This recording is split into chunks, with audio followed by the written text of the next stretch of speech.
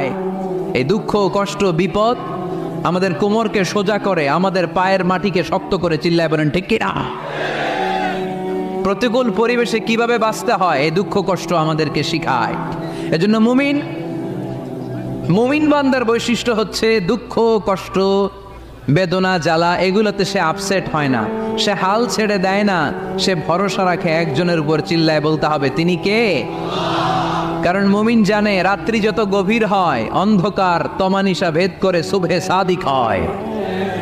মুমিন জানে গর্ভবতী নারীর পেটের ব্যথা যেই দিন বাড়তে থাকে ওই দিনই নতুন মেহমান আগমনের সময় ঘনাতে থাকে।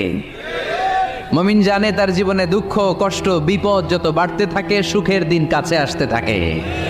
এজন্য মুমিনের হারাবার কিছু নেই। ফাইন্না মাআল উসরি ইউসরা, ইন্না মাআল উসরি ইউসরা। নবী হে, কষ্টের পরেই আছে আনন্দ, দুঃখের পর